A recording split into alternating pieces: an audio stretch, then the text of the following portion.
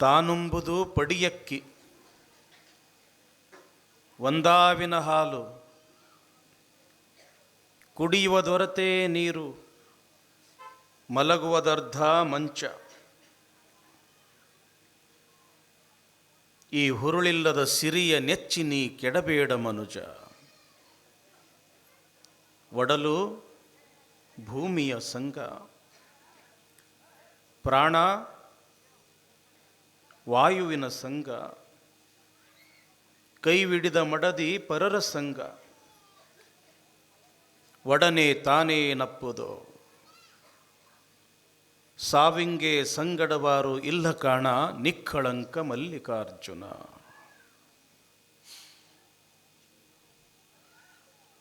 ಮೂಳಿಗೆಯ ಮಾರಯ್ಯ ಎಂಬತಕ್ಕಂಥ ಒಬ್ಬ ಮಹಾನ್ ಶರಣರು. ತಂಗಿ, ಬಹಳ ಲಕ್ಷ್ಯ ಕೊಟ್ಟು ಕೇಳಬೇಕು. ಕಲ್ಯಾಣದ ಶರಣರು ಈ ಲೋಕ ಕಲ್ಯಾಣಕ್ಕಾಗಿ ಭುವಿಯ ಮೇಲೆ ಅವತಾರವನ್ನು ಎತ್ತಿರತಕ್ಕಂಥವರು.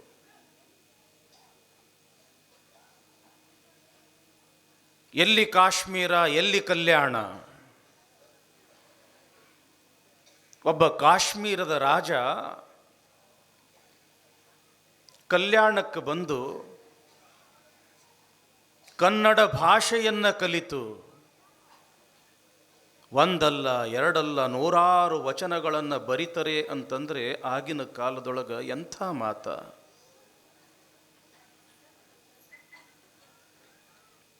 ಒಬ್ಬ ಮಹಾರಾಜ ಕಲ್ಯಾಣವನ್ನು ಕಂಡು ಬಸವಣ್ಣನ ದರ್ಶನವನ್ನು ಮಾಡಿ ಬಸವಣ್ಣನವರ ಆದರ್ಶಗಳಿಗೆ ಮಾರು ಹೋಗಿ ತಾನು ಒಬ್ಬ ಜನಸಾಮಾನ್ಯನಂತೆ ಕಲ್ಯಾಣದೊಳಗೆ ಇದ್ದುಕೊಂಡು ತಾನೊಬ್ಬ ಮಹಾರಾಜನಾಗಿದ್ದರೂ ಕೂಡ ಎಲ್ಲವನ್ನ ತ್ಯಾಗ ಮಾಡಿ ಅಡವಿಗೆ ಹೋಗಿ ಕಟ್ಟಿಗೆಗಳನ್ನು ಕಡಿದು ಹೊರೆಯನ್ನು ಮಾಡಿಕೊಂಡು ತಲೆ ಮೇಲೆ ಹೊತ್ತುಕೊಂಡು ಕಟ್ಟಿಗೆ ಬೇಕೇನ್ರಿ ಅಂತ ತಿಳ್ಕೊಂಡು ಕಲ್ಯಾಣದ ಬೀದಿಗಳಲ್ಲಿ ತಿರುಗಾಡಿರ್ತಕ್ಕಂಥ ಒಬ್ಬ ಮಹಾನ್ ಶರಣ ಮೂಳಿಗೆಯ ಮಾರಯ್ಯ. ಆತನ ವಚನಗಳು ಬಹಳ ಅದ್ಭುತ. ಒಬ್ಬ ಮಹಾರಾಜ ಅಂತಂದ್ರೆ ಸುಖದ ಸುಪ್ಪತ್ತಿಗೆಯಲ್ಲಿ ಇರ್ತಕ್ಕಂಥವನು. ಮೆತ್ತನ ಹಾಸಿಗೆಯ ಮೇಲೆ ಮಲಗಿ ಸುಂದರ ಸುಂದರವಾಗಿರ್ತಕ್ಕಂಥ ಕನಸುಗಳನ್ನು ಕಾಣತಕ್ಕಂಥವನು. ಮೈತುಂಬ ರೇಷ್ಮೆಯ ವಸ್ತ್ರಗಳನ್ನು ಧರಿಸಿ ಕೊರಳಲ್ಲಿ ಅನೇಕ ರತ್ನ ಖಚಿತವಾಗಿರ್ತಕ್ಕಂಥ ಆಭರಣಗಳನ್ನು ಧರಿಸಿ ಅಮೂಲ್ಯವಾಗಿರ್ತಕ್ಕಂಥ ರತ್ನ ಖಚಿತವಾಗಿರ್ತಕ್ಕಂಥ ಕಿರೀಟವನ್ನು ತಲೆಯ ಮೇಲೆ ಧರಿಸಿ ಅನೇಕ ಸಾಮಂತ ರಾಜರನ್ನು ಹೊಂದಿ ಆಡಳಿತ ಮಾಡತಕ್ಕಂಥ ಒಬ್ಬ ಶ್ರೇಷ್ಠ ರಾಜ ಜನಸಾಮಾನ್ಯರಂತೆ ದುಡಿದು ಬದುಕ್ತಾನಲ್ಲ, ಎಂಥ ವ್ಯಕ್ತಿತ್ವ ಇರಬೇಕು ಮೂಳಿಗೆಯ ಮಾರಯ್ಯನವರು. ಇದಕ್ಕೆ ಮೂಲ ಕಾರಣ ಬಸವಣ್ಣ. ಸಂಕಲ್ಪ ಮಾಡಿದ್ರು ಬಸವಣ್ಣವರು, ಲೋಕ ಕಲ್ಯಾಣಕ್ಕಾಗಿ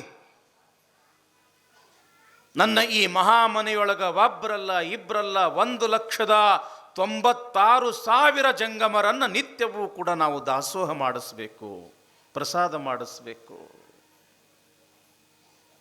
ಇಂದಿಗೂ ಕೂಡ ನಮ್ಮ ನಾಡಿನಲ್ಲಿ ವಿಶೇಷವಾಗಿ ನಮ್ಮ ವೀರಶೈವ ಲಿಂಗಾಯತರಲ್ಲಿ ಹಬ್ಬ ಬರಲಿ, ಹುಣ್ಣಿಮೆ ಬರಲಿ, ಅಮಾವಾಸ್ಯೆ ಬರಲಿ, ಮೊದಲು ಆ ಜಂಗಮರನ್ನು ಮನೆಗೆ ಕರ್ಕೊಂಡು ಬರಬೇಕು.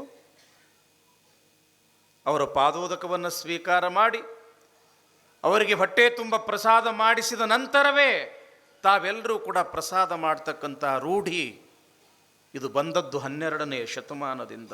ಯಾಕೆ? ಇದು ದಾಸೋಹದ ಪದ್ಧತಿ.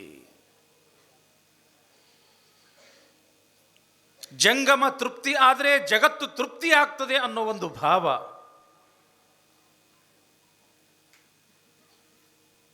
ಲಕ್ಷದ 96,000 ಮಂದಿ ತಂಗಿ, ಒಬ್ರಲ್ಲ ಇಬ್ರಲ್ಲ, ನೂರಲ್ಲ, ಸಾವಿರ ಅಲ್ಲ, 1,96,000 ಮಂದಿ ನಿತ್ಯವೂ ಕೂಡ ಬಸವಣ್ಣನ ಮಹಾಮನೆಯೊಳಗೆ ತೃಪ್ತಿ ಆಗಬೇಕು ಅನ್ನೋದು ಬಸವಣ್ಣನ ಸಂಕಲ್ಪ. ಕನ್ನಡ ನಾಡೆಲ್ಲ ತಿರುಗದ ಜಂಗಮರನ್ನ ಕರ್ಕೊಂಡು ಬಂದ. ಮಹಾರಾಷ್ಟ್ರ, ಆಂಧ್ರ, ತಮಿಳುನಾಡು, ಕೇರಳ ಎಲ್ಲ ಕಡೆಗೆ ಸಂಚಾರ ಮಾಡಿ ಮಾಡಿ ಮಾಡಿ ಅಲ್ಲಿರ್ತಕ್ಕಂಥ ಎಲ್ಲ ಜಂಗಮರನ್ನ ಕಲ್ಯಾಣಕ್ಕೆ ಕರ್ಕೊಂಡು ಬಂದ ಬಸವಣ್ಣ. ಆದರೂ ಕೂಡ 6,000 ಜನ ಜಂಗಮರು ಕಡಿಮೆ ಬಿದ್ದರು. 1,96,000 ಮಂದಿ ಜಂಗಮರ ತೃಪ್ತಿ ಮಾಡಬೇಕು ಅನ್ನೋದು ಸಂಕಲ್ಪ. ಕಡಿಮೆ ಬಿದ್ದಿದ್ದು ಎಷ್ಟು ಮಂದಿ? 6,000. ಎಲ್ಲಿ ಹುಡುಕಿದ್ರು ಕೂಡ ಒಬ್ಬ ಜಂಗಮರು ಸಿಗ್ತಾ ಇಲ್ಲ. ಯಾಕೆ? ಇದ್ದ ಎಲ್ಲ ಜಂಗಮರನ್ನ ತನ್ನ ಕಲ್ಯಾಣದೊಳಗೆ ಕರ್ಕೊಂಡು ಬಂದಾನ ಬಸವಣ್ಣ. ಹೀಗೆ ಚಿಂತೆಯನ್ನ ಮಾಡ್ತಾ ಕುಂತಿರ್ತಕ್ಕಂಥ ಸಮಯದೊಳಗೆ ಶಟಸ್ಥಲ ಜ್ಞಾನಿಯಾಗಿರ್ತಕ್ಕಂಥ ಚನ್ನಬಸವಣ್ಣನವರು ಬರ್ತಾರ.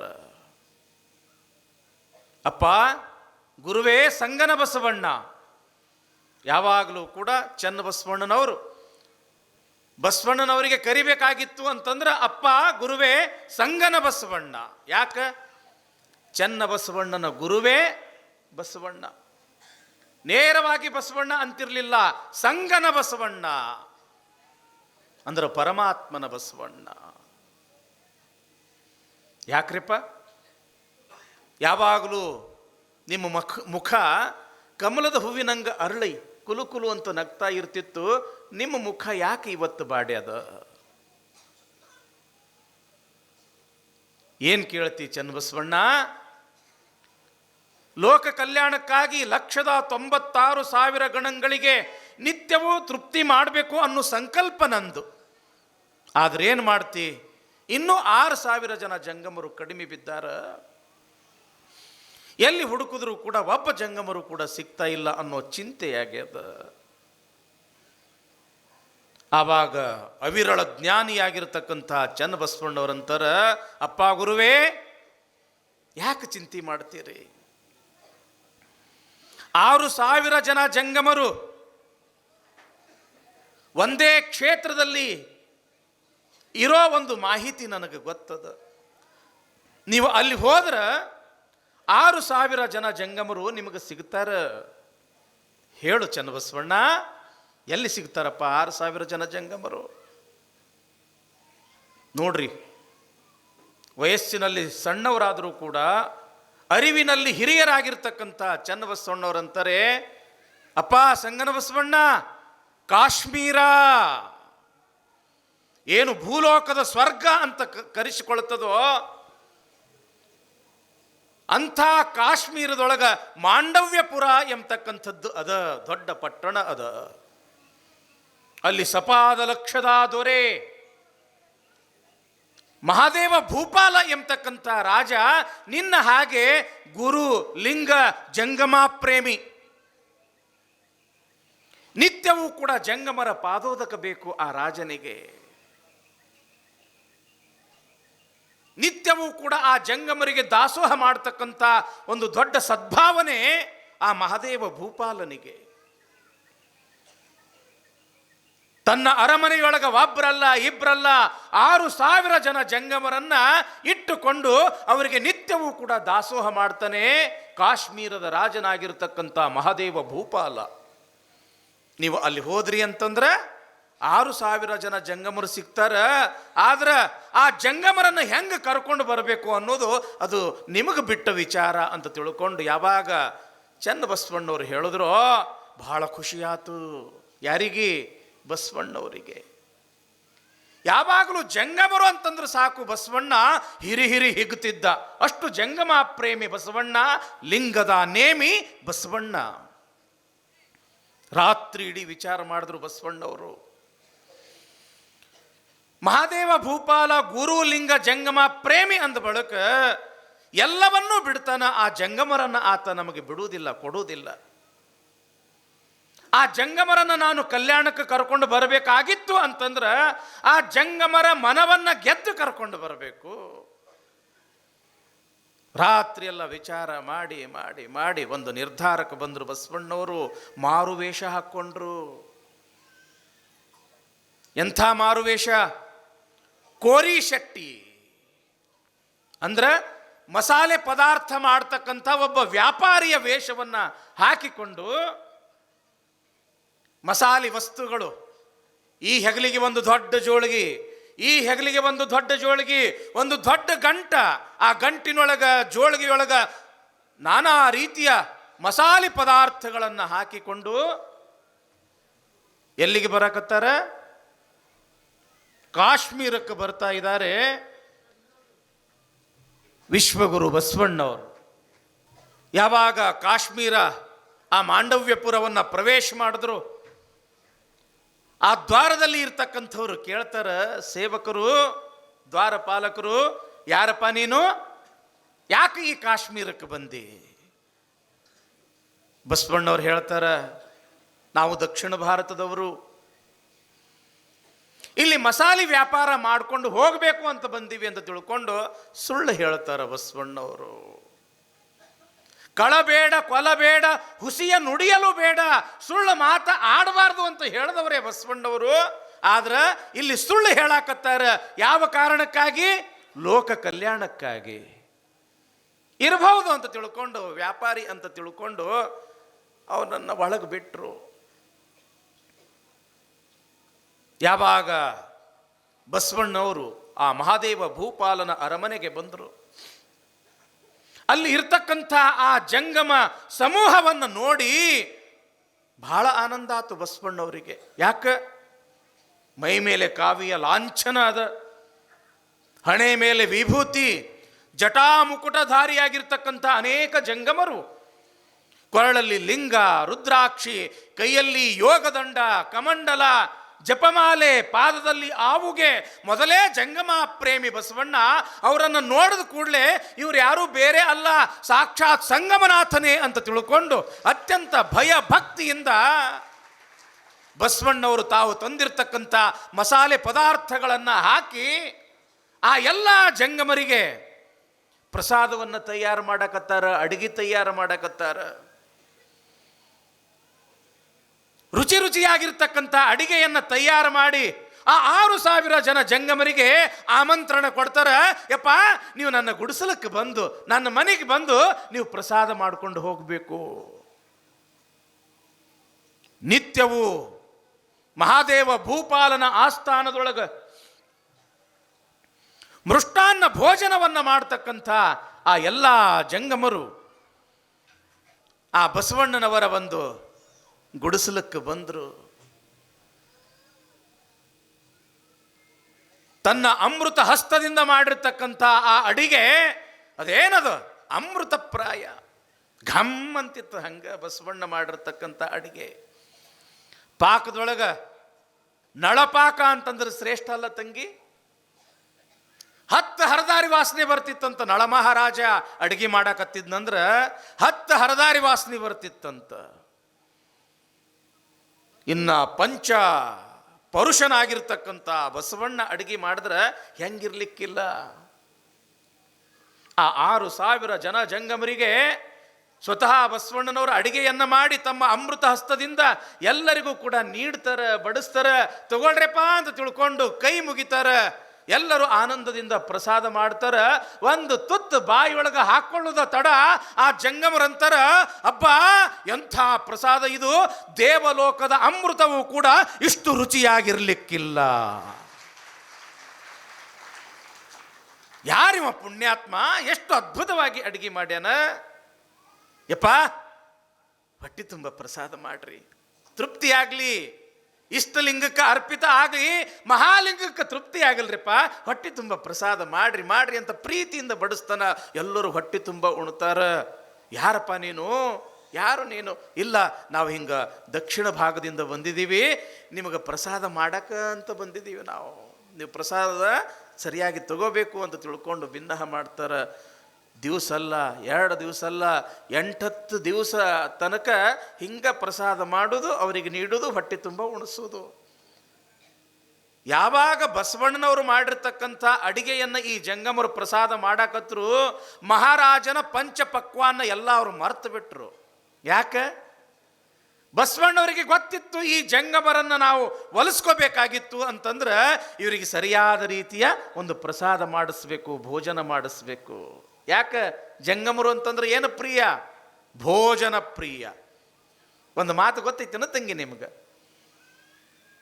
ಅಲಂಕಾರ ಪ್ರಿಯ ವಿಷ್ಣು, ಅಭಿಷೇಕ ಪ್ರಿಯ ಶಿವ, ನಮಸ್ಕಾರ ಪ್ರಿಯೋ ಪ್ರಭಾಕರ, ಜಂಗಮೋ ಭೋಜನ ಪ್ರಿಯ. ವಿಷ್ಣು ನಮ್ಮ ಮ್ಯಾಲ ಕೃಪಾ ಆಗಬೇಕಾಗಿತ್ತು ಅಂತಂದ್ರೆ, ಅವನ ಆಶೀರ್ವಾದ ನಮಗೆ ಸಿಗಬೇಕಾಗಿತ್ತು ಅಂತಂದ್ರೆ ಏನು ಮಾಡ್ತಾರೆ ಗೊತ್ತದ? ಏನು? ಅಲಂಕಾರ. ಇವತ್ತು ನೀವು ಯಾವುದೇ ಒಂದು ವಿಷ್ಣುನ ದೇವಸ್ಥಾನಕ್ಕೆ ಹೋಗ್ರಿ, ರಾಮನ ದೇವಸ್ಥಾನಕ್ಕೆ ಹೋಗ್ರಿ, ಕೃಷ್ಣನ ದೇವಸ್ಥಾನಕ್ಕೆ ಹೋಗ್ರಿ, ಆ ದೇವರಿಗೆ ಅಗ್ದಿ ಭಾಳ ಚಂದ ಅಲಂಕಾರ ಮಾಡಿರ್ತಾರೆ. ಯಾಕೆ? ವಿಷ್ಣುವಿಗೆ ಅಲಂಕಾರ ಅಂತಂದ್ರೆ ಭಾಳ ಪ್ರೀತಿ. ಅಲಂಕಾರ ಪ್ರಿಯ ವಿಷ್ಣು, ಅಭಿಷೇಕ ಪ್ರಿಯ ಶಿವ. ವಿಷ್ಣುವಿಗೆ ಅಲಂಕಾರ ಅಂತಂದ್ರೆ ಪ್ರೀತಿ. ಇನ್ನು ನಮ್ಮಪ್ಪ ಶಿವಗೆಲ್ಲರೂ ಅಲಂಕಾರ ಮಾಡಿದ್ ನೋಡ್ರಿ ಏನು ನೀವು? ಅವನಿಗೆ ಅಲಂಕಾರ ಬೇಕಾಗಿಲ್ಲ. ಏನು ಬೇಕು ಹೇಳ್ರಿ? ಅಭಿಷೇಕ ಪ್ರಿಯ ಶಿವ. ನೀವು ಯಾವುದೋ ಒಂದು ದೇವಸ್ಥಾನಕ್ಕೆ ಹೋಗಿರ್ತೀರಿ, ಶಿವನ ದೇವಸ್ಥಾನಕ್ಕೆ ಹೋಗಿರ್ತೀರೇನಿಲ್ರಿ ಬಾ? ಅಭಿಷೇಕ ಮಾಡ್ರಿ ಅಂತೀರಿ ನೀವು, ಅಂತೀರೇನಿಲ್ಲ? ಅಭಿಷೇಕ ಮಾಡ್ರಿ. ಯಾಕೆ? ಅಭಿಷೇಕ ಮಾಡಿದ್ರೆ ಅವನು ಕೃಪಾ ನಮ್ಗೆ ಆಗ್ತದ ಅನ್ನೋ ಒಂದು ಭಾವನೆ. ಅಷ್ಟೇ ಅಲ್ಲ, ಪಂಚಾಮೃತ ಮಾಡ್ರಿ, ಅಭಿಷೇಕ ಮಾಡ್ರಿ, ಅಭಿಷೇಕ ಮಾಡಿಸ್ರಿ. ಯಾಕೆ? ಅವನು ಕೃಪಾ ಆಗ್ತದ ಅನ್ನೋ ಒಂದು ಭಾವನೆ. ಯಾಕೆ? ಆತ ಅಭಿಷೇಕ ಪ್ರಿಯ. ಅದಕ್ಕೆ ಏನು ಅದು ಇದು ಏನು ಬೇಕಂತಲ್ಲ, ಸುಮ್ಮನೆ ತಂಪಾಗಿರ್ತಕ್ಕಂಥ ನೀರು ಆ ಶಿವನ ಮೇಲೆ ಹಾಕಿದ್ರೆ ಸಾಕು, ಎಷ್ಟೋ ಅವನಿಗದು ಪ್ರೀತಿ. ಯಾಕೆ? ಅಭಿಷೇಕ ಪ್ರಿಯ ಶಿವ. ನಮಸ್ಕಾರ ಪ್ರಿಯೋ ಪ್ರಭಾಕರ. ಬೆಳಗ್ಗೆ ಎದ್ದು ಕೂಡಲೇ ಯಾರಿಗೆ ನಮಸ್ಕಾರ ಮಾಡ್ತೀರವ ನೀವು? ಸೂರ್ಯನಿಗೆ, ಹೌದಲ್ಲ? ಅದಕ್ಕೆ ಸೂರ್ಯ ನಮಸ್ಕಾರ ಅಂತ ತಿಳ್ಕೊಂಡು ಯೋಗದೊಳಗೆ ಒಂದು ಭಾಗವೇ ಮಾಡಿಬಿಟ್ರು. ಸೂರ್ಯ ನಮಸ್ಕಾರ. ಸೂರ್ಯನಿಗೆ ನಮಸ್ಕಾರ ಮಾಡೋದ್ರಿಂದ ಆತನ ಒಲುಮೆ ನಮ್ಮ ಮೇಲೆ ಆಗ್ತದ ಅನ್ನೋ ಒಂದು ಭಾವನೆ.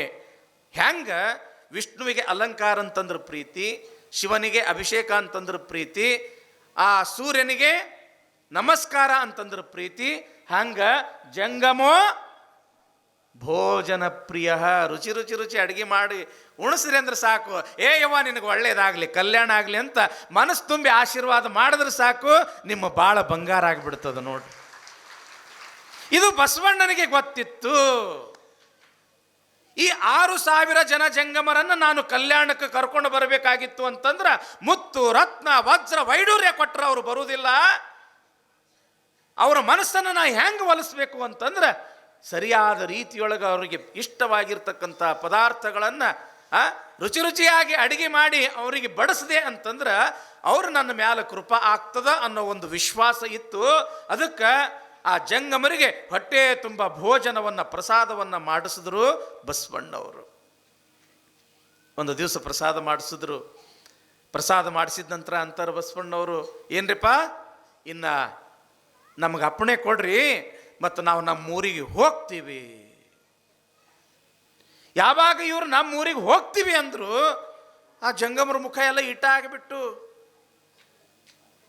ಅಲ್ಲಪ್ಪ ನನಗೆ 8-10 ದಿವಸಗಟ್ಟಲೆ ನಮಗೆ ಇಷ್ಟಾರ್ಥವಾಗಿ ಅತ್ಯಂತ ಪ್ರೀತಿಯ ಎಲ್ಲ ರೀತಿಯ ಭೋಜನಗಳನ್ನು ಮಾಡಿಸಿ ಇನ್ನು ನಾವು ಹೋಗ್ತೀವಿ ಅಂತಂದ್ರೆ ನಾವು ಹೆಂಗೆ ಬಿಡ್ತೀವಿ ನಿನಗೆ? ಇಟ್ಟು ಚಲೋ ಅಡುಗೆ ಮಾಡಿ ಉಣಿಸಿದಿ ನನಗೆ, ನಮ್ಮೆಲ್ಲರಿಗೂ. ಇನ್ನು ನಡ್ಬರ್ಕ ಹೋಗ್ತೀನಿ ಅಂತಂದ್ರೆ ನಾವು ನಿನಗೆ ಬಿಡುವುದಿಲ್ಲ ಅಂತಾರೆ ಕಾಶ್ಮೀರದಲ್ಲಿ ಇರ್ತಕ್ಕಂಥ ಆ ಜಂಗಮರು. ಆವಾಗ ಬಸವಣ್ಣವ್ರು ಅಂತಾರಂತ, ಏನ್ರಿಪ್ಪ ನೀವೇನಿಗೆ 8 ದಿವಸಗಟ್ಟಲೆ ಏನು ಪ್ರಸಾದ ಮಾಡಿದ್ರಲ್ಲ, ಇದ ಪ್ರಸಾದ ನಿಮಗೆ ನಿತ್ಯವೂ ಕೂಡ ಬೇಕೇನು? ಪ್ರತಿ ದಿವಸನೂ ಕೂಡ ಇಂಥ ಪ್ರಸಾದ ಬೇಕೇನು ನಿಮಗೆ ಊಟ ಮಾಡಕ್ಕೆ, ಪ್ರಸಾದ ಮಾಡಕ್ಕೆ? ಓಹೋ ಬೇಕು. ಹಾಗಾದ್ರೆ ನೀವು ನನ್ನ ಜೊತೆಗೆ ಬರ್ತೀರೇನು? ಯಾರು ನೀ ಅಂತ ಕೇಳಿದ್ರು ಅವರು. ನಾನು ಬೇರೆ ಯಾರೂ ಅಲ್ಲ, ದಕ್ಷಿಣ ಭಾಗದಿಂದ ಬಂದಿರತಕ್ಕಂಥ ಕಲ್ಯಾಣದ ಬಸವಣ್ಣ. ಯಾವಾಗ ಅಲ್ಲಿ ಇರ್ತಕ್ಕಂಥ 6,000 ಜನ ಜಂಗಮರು 8 ದಿವಸಗಳ ಕಾಲ ಈ ಪುಟ್ಟದಾಗಿರ್ತಕ್ಕಂಥ ಗುಡಿಸಲದಲ್ಲಿ ಇದ್ದುಕೊಂಡು ನಮಗೆ ಮೃಷ್ಟಾನ್ನ ಭೋಜನವನ್ನು ಯಾರು ಮಾಡಿಸಿದ್ರೋ ಆ ಬಂದಿರತಕ್ಕಂಥ ವ್ಯಕ್ತಿ ಬೇರೆ ಯಾರೂ ಅಲ್ಲ. ಇಲ್ಲಿವರೆಗೆ ನಾವು ಒಬ್ಬ ಭಕ್ತಿ ಭಾಂಡಾರಿ ಬಸವಣ್ಣ ಅಂಥೇಳಿ ಅದಾನ, ಬೇಡಿದವರಿಗೆ ಬೇಡಿದ್ದನ್ನು ಕೊಡ್ತಾನ, ಸಾಕ್ಷಾತ್ ಪರಮಾತ್ಮನ ಅತ್ಯಂತ ಪ್ರೀತಿಯ ಭಕ್ತ, ಅವನನ್ನು ನೋಡಿದ್ರೆ ಸಾಕು ನಮ್ಮ ಜನ್ಮ ಧನ್ಯ ಆಗ್ತದ ಅಂತ ಯಾರ ಕೀರ್ತಿಯನ್ನು ನಾವು ಕೇಳಿದ್ವಿಯೋ ಅದೇ ಬಸವಣ್ಣನೇ ಈತ. ಅಬ್ಬಬ್ಬ ಅಂದ್ರೆ ಅವರು ಧನ್ಯ ಆದ್ವಿ ಬಸವಣ್ಣ. 8 ದಿನಗಳ ಕಾಲ ನೀನು ಮಾಡಿ ಬಡಿಸಿರ್ತಕ್ಕಂಥ ಪ್ರಸಾದವನ್ನು ಉಂಡು ನಾವು ಧನ್ಯ ಆದ್ವಿ ಬಸವಣ್ಣ. ಓಹೋ, ನೀ ಎಲ್ಲಿ ಕರ್ಕೊಂಡು ಹೋಗ್ತಿ ಹೋಗು, ನಾವು ಬರ್ತೀವಿ ಅಂತಾರ ಆ 6,000 ಜನ ಜಂಗಮರು. ಆದ್ರೆ ಬಸವಣ್ಣ, ನಿಮ್ಮ ಜೊತೆಗೆ ನಾವು ಬರಾಕ ತಯಾರದೀವಿ, ಆದ್ರೆ ನಮ್ಮ ರಾಜ ಮಹಾದೇವ ಭೂಪಾಲ ಬರಾಕ ಬಿಡ್ಬೇಕಲ್ಲ. ಆವಾಗ ಬಸವಣ್ಣವ್ರಂತಾರ, ನೀವು ಬರಾಕ ತಯಾರಿದ್ರೆ ಸಾಕ್ರಪ್ಪ, ನಿಮ್ಮನ್ನು ನಾನು ಕರ್ಕೊಂಡು ಹೋಗ್ತೀನಿ, ಆ ಜವಾಬ್ದಾರಿ ನಂದು. ಆಯ್ತು ಅಂತ ತಿಳ್ಕೊಂಡು ಆ ಜಂಗಮರೆಲ್ಲ ಒಪ್ಪಿಗೆ ಕೊಟ್ಟ ಮೇಲೆ ಬಸವಣ್ಣವ್ರು ನೋಡ್ರಿ, ಬಸವಣ್ಣವರು ಆ 6,000 ಜನ ಜಂಗಮರನ್ನ ಕಳ್ಳತನ ಮಾಡಿದ್ರಂತ ನೋಡ್ರಿ. ಒಬ್ಬರನ್ನಲ್ಲ ಇಬ್ಬರನ್ನಲ್ಲ, 6,000 ಜನ ಜಂಗಮರನ್ನ ಕಳ್ಳತನ ಮಾಡಿ ಕಲ್ಯಾಣಕ್ಕೆ ಬಂದರು, ಕಲ್ಯಾಣಕ್ಕೆ ತಂದರು. ಕಳ್ಳತನ ಮಾಡಬಾರ್ದು ಅಂತ ಹೇಳಿದವರೇ ಬಸವಣ್ಣವರು. ಕಳಬೇಡ, ಕೊಲಬೇಡ, ಹುಸಿಯ ನುಡಿಯಲು ಬೇಡ ಎಂಬತಕ್ಕಂಥ 7 ಸೂತ್ರಗಳನ್ನು ಈ ಪ್ರಪಂಚಕ್ಕೆ ಕೊಟ್ಟವರು ಬಸವಣ್ಣವರು. ಆದರೆ ಇಲ್ಲಿ ಒಬ್ಬರಲ್ಲ ಇಬ್ಬರಲ್ಲ 7,000 ಜನ ಜಂಗಮರನ್ನ ಕಿಡ್ನ್ಯಾಪ್ ಮಾಡಿ ಕಲ್ಯಾಣಕ್ಕೆ ತಂದ್ರಂತ ನೋಡ್ರಿ. ಕಿಡ್ನ್ಯಾಪ್ ಏನ್ರಿಪ್ಪ, ಇಲ್ಲಿ ನಮ್ಮ ಶರಣರಿಗೆ ಗೊತ್ತಿರ್ತದೆ. ಯಾವ್ದಾರ ಒಂದು ಸೊಸೈಟಿ ಇಲೆಕ್ಷನ್ ಏನಾದರೂ ಬಂತು ಅಂತಂದ್ರೆ ಒಂದು ಕ್ಯಾಂಡಿಡೇಟ್ನ ಕಿಡ್ನ್ಯಾಪ್ ಮಾಡೋದು ಎಷ್ಟು ವಜ್ಜೆ ಐತಿ ಏನ್ರಿಪ್ಪ. ಅವ್ರನ್ನ ಅಲ್ಲಿ ಕರ್ಕೊಂಡು ಹೋಗಿ ಇಲ್ಲಿ ಕರ್ಕೊಂಡು ಹೋಗಿ ಅವ್ರು ಏನಂತಾರೆ ಅದು ತಿನ್ನಿಸಿ, ಅವ್ರು ಎಲ್ಲಿ ಅಂತಾರೆ ಅಲ್ಲಿ ಇರಿಸಿ ಅಗ್ದಿ ಇಲೆಕ್ಷನ್ ಟೈಮ್ನಾಗ ತಂದು ಓಟ್ ಹಾಕಿಸ್ಬಿಡೋದು. ಎಷ್ಟು ಖರ್ಚ ಏನು ಎಂತು. ಆದ್ರೆ 6,000 ಜನ ಜಂಗಮರನ್ನ ಬಸವಣ್ಣವರು ಹೆಂಗೆ ತಂದರು ಅನ್ನೋದು ಎಷ್ಟು ವಿಶೇಷ ಅಂತ ಹೇಳ್ತೀನಿ ಕೇಳ್ರಿ. ಕದ್ಕೊಂಡು ಬಂದರು ಹೆಂಗ, ಒಬ್ಬರನ್ನ ಕದಿಯೋದೇ ಬಹಳ ವಜ್ಜಿ. 6,000 ಜನ ಜಂಗಮರನ್ನ ಹೆಂಗೆ ಕದ್ರು ಬಸವಣ್ಣವ್ರು ಅಂತಂದ್ರೆ, ಈ ಕಡೆ ಜೋಳಿಗೆ ಏನಿದ್ದು ಅಲ್ರಿ, ಈ ಕಡೆ ಒಂದು ಜೋಳಿಗೆ ಈ ಕಡೆ ಒಂದು ಜೋಳಿಗೆ, ತಲೆ ಮೇಲೆ ಒಂದು ಗಂಟಿತ್ತಲ್ಲ, 2,000 ಜನ ಜಂಗಮರನ್ನ ಈ ಜೋಳಿಗ್ಯಾಗ ತುಂಬಿದ್ರಂತ. 2,000 ಜನ ಜಂಗಮರನ್ನ ಈ ಜೋಳಿಗ್ಯಾಗ, ತಲೆ ಮೇಲೆ ಏನು ಗಂಟಿತ್ತಲ್ಲ ಆ ಗಂಟಿನೊಳಗೆ 2,000 ಜನ ಜಂಗಮರನ್ನ ಮಾಯಾವೇಷದಿಂದ ತುಂಬಿಕೊಂಡು ಕದ್ಕೊಂಡು ಕಾಶ್ಮೀರದಿಂದ ಕಲ್ಯಾಣಕ್ಕೆ ತಂದ್ರು ವಿಶ್ವಗುರು ಬಸವಣ್ಣವರು. ಯಾವ ಕಾರಣಕ್ಕಾಗಿ? ಲೋಕ ಕಲ್ಯಾಣಕ್ಕಾಗಿ. ಜಂಗಮ ತೃಪ್ತಿ ಮಾಡಿದ್ರೆ ಜಗತ್ತು ಕಲ್ಯಾಣ ಆಗ್ತದ ಎಂಬತಕ್ಕಂಥ ಭಾವವನ್ನು ಬಿತ್ತಿದವರು ವಿಶ್ವಗುರು ಬಸವಣ್ಣನವರು ತಂಗಿ. ಅದಕ್ಕೆ ಜಂಗಮ ತೃಪ್ತಿಗಾಗಿ 6,000 ಜನ ಜಂಗಮರನ್ನು ಕದ್ದುಕೊಂಡು ಬಂದು 1,96,000 ಜಂಗಮರನ್ನ ನಿತ್ಯ ದಾಸೋಹ ಮಾಡ್ತಕ್ಕಂಥ ಒಂದು ಶ್ರೇಷ್ಠ ಕೆಲಸ ವಿಶ್ವಗುರು ಬಸವಣ್ಣನವರು ಕಲ್ಯಾಣದೊಳಗೆ ಮಾಡಕತ್ತಾರ.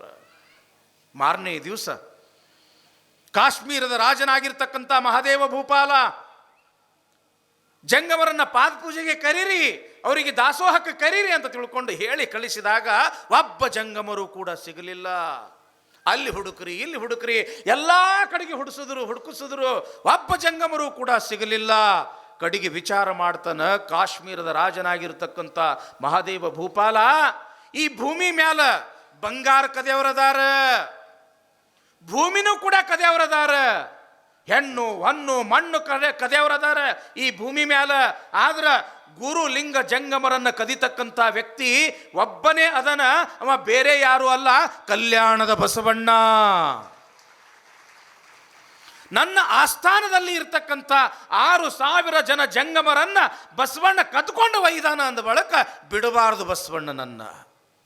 ನಾನು ಮಾಡ್ತಕ್ಕಂಥ ಗುರು ಲಿಂಗ ಜಂಗಮ ವ್ರತಕ್ಕ ಈತ ಭಂಗ ತಂದಾನ ಅಂದ ಬಡಬಾಕ ಇವನನ್ನ ಬಿಡಬಾರ್ದು ಅಂತ ತಿಳ್ಕೊಂಡು ಆಗಿನ ಕಾಲದೊಳಗ ಒಬ್ಬ ಮಹಾನ್ ಕ್ರೂರಿ, ಕೇಳಿರೇನಿಲ್ರಿಪ್ಪ, ವೀರಪ್ಪನ್ ಅಂತ ತಿಳ್ಕೊಂಡ ಇದ್ದ. ಕೇಳಿರೇನ ಹೆಸರು? ದಂತಚೋರ ವೀರಪ್ಪನ್, ನರಹಂತಕ ವೀರಪ್ಪನ್, ಹಿಂಗ ಅನೇಕ ಪೊಲೀಸರನ್ನ ಕೊಂದಿರ್ತಕ್ಕಂಥವರು. ಏನೋ ನರಹಂತಕ. ಆಗಿನ ಕಾಲದೊಳಗೂ ವೀರಪ್ಪನಿದ್ದಂಗೆ ಒಬ್ಬ ದೊಡ್ಡ ಕೊಲೆಗಡುಕ ಇದ್ದ. ಆತನ ಹೆಸರು ಚೂರಿ ಚಿಕ್ಕಣ್ಣ.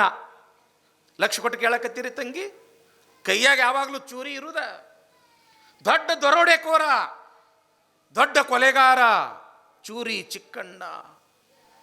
ಮಹಾದೇವ ಭೂಪಾಲ ಆ ಚೂರಿ ಚಿಕ್ಕಣ್ಣನನ್ನು ಕರೆಸದ. ಅಪ್ಪಣೆ ಮಹಾಪ್ರಭು ಅಂದ. ಏನೂ ಇಲ್ಲ ಚಿಕ್ಕಣ್ಣ, ನಾ ಹೇಳಿದ ಕೆಲಸ ನೀ ಮಾಡ್ದಿ ಅಂತಂದ್ರೆ ನೀ ಎಷ್ಟು ಸಂಪತ್ತು ಕೇಳ್ತಿ ಕೇಳು, ಅಷ್ಟು ಸಂಪತ್ತು ಕೊಡ್ತೀನಿ. ನಾ ಹೇಳಿದ ಕೆಲಸ ಮಾಡಬೇಕು. ನನ್ನ ಪ್ರಾಣ ಒತ್ತಿ ಇಟ್ಟಾದರೂ ಕೂಡ ನಿಮ್ಮ ಕೆಲಸ ಮಾಡ್ತೀನಿ ಅಂತನ ಚೂರಿ ಚಿಕ್ಕಣ್ಣ. ಏನೂ ಇಲ್ಲ, ಯಾವ ಜಂಗಮರನ್ನ ನಾನು ಆರಾಧನೆಯನ್ನ ಮಾಡ್ತಿದ್ದೆ ಆ 6,000 ಜಂಗಮರನ್ನ ಕಲ್ಯಾಣದ ಬಸವಣ್ಣ ಕತ್ಕೊಂಡು ಹೋಗ್ಯಾನ. ನೀ ಅವನನ್ನು ಕೊಂದು ಬಂದು ನನಗೆ ಭೇಟಿಯಾಗಬೇಕು. ನೀ ಕೇಳದಷ್ಟು ಸಂಪತ್ತು ಕೊಡ್ತೇನೆ. ಯಾರು ಬೇಡ ಅಂತಾರ ಪ್ರಭುಗಳೇ ಅಂತ ತಿಳ್ಕೊಂಡು ಕೈಯಾಗ ಚೂರಿ ಹಿಡ್ಕೊಂಡವನ ಧಾಪುಗಾಲ ಹಾಕ್ತಾ ಹಾಕ್ತಾ ಕಲ್ಯಾಣದ ಕಡೆಗೆ ಹೊರಟೇ ಬಿಟ್ಟ ಚೂರಿ ಚಿಕ್ಕಣ್ಣ. ಇದನ್ನು ಯಾರು ಕೇಳಿಸಿಕೊಂಡ್ರು ಅಂತಂದ್ರೆ ಮಹಾದೇವ ಭೂಪಾಲನ ತಂಗಿಯಾಗಿರ್ತಕ್ಕಂಥ ಬೋಂತಾದೇವಿ. ಕೇಳ್ರಿವಾ, ನೀವು ಹೆಣ್ಣುಮಕ್ಕಳನ್ನೋರು ಸಾಮಾನ್ಯರಲ್ಲ. ಹೆಣ್ಣು ಮಕ್ಕಳಲ್ಲಿಯೂ ಕೂಡ ಎಂಥ ಶೌರ್ಯ, ಎಂಥ ಧೈರ್ಯ ಇರ್ತದೆ ಅನ್ನೋದಕ್ಕೆ ಕೇಳ್ರಿ ಹೆಂಗದ ಇದು ಬಸವಣ್ಣನ ಕಥೆ. ಬಸವಣ್ಣನನ್ನು ನೀನು ಕೊಂದು ಬಾ ಅಂತ ತಿಳ್ಕೊಂಡು ಯಾವಾಗ ತನ್ನ ಅಣ್ಣನಾಗಿರ್ತಕ್ಕಂಥ ಮಹಾದೇವ ಭೂಪಾಲ ಅಪ್ಪಣೆಯನ್ನು ಕೊಟ್ಟ, ಆಯಿತು ಅಂತ ತಿಳ್ಕೊಂಡು ಕೈಯೊಳಗ ಚೂರಿಯನ್ನು ಹಿಡ್ಕೊಂಡು ನಡೆದೇ ಬಿಟ್ಟ.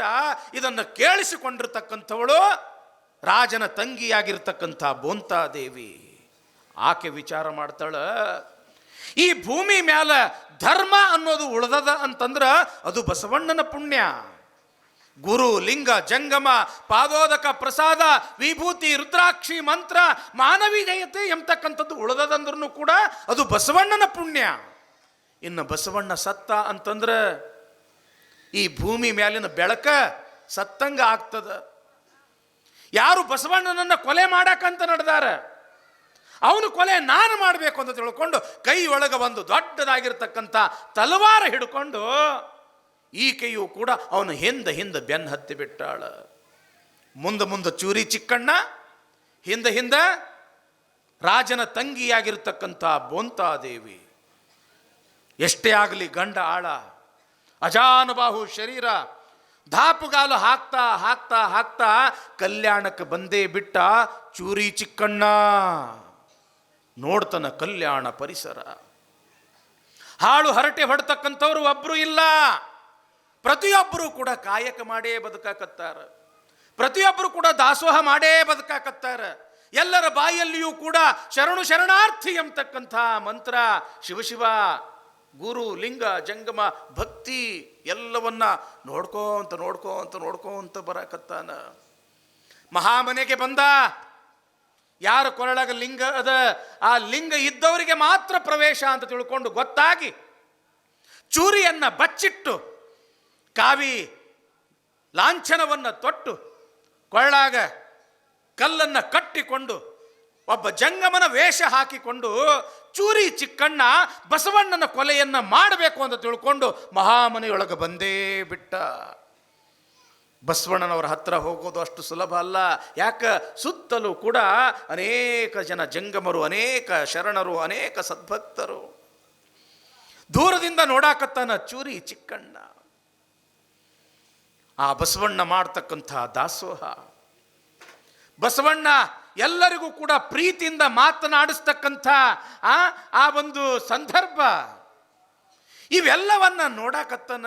ಆ ಗುರುಲಿಂಗ ಜಂಗಮರ ಸೇವೆಯನ್ನ ಮಾಡೋದನ್ನ ನೋಡಿ, ಬಸವಣ್ಣ ದಾಸೋಹ ಮಾಡೋದನ್ನು ನೋಡಿ, ಬಸವಣ್ಣನ ಬಾಯಿಯೊಳಗೆ ಬರ್ತಕ್ಕಂಥ ಮೃದುವಾಗಿರ್ತಕ್ಕಂಥ ವಚನಗಳನ್ನು ಕೇಳಿ, ನಾನು ಬಸವಣ್ಣನ ಕೊಲೆ ಮಾಡಕ್ಕೆ ಬಂದೀನಿ ಅನ್ನೋದು ಮರೆತ ನಾನು ಕೂಡ ಇವರಂಗ ಒಬ್ಬ ಶರಣ ಆಗಬೇಕು ಅಂತ ತಿಳ್ಕೊಂಡು ಶರಣನಾಗಿ ಕಲ್ಯಾಣದೊಳಗೆ ಉಳ್ಕೊಂಡು ಬಿಟ್ಟ.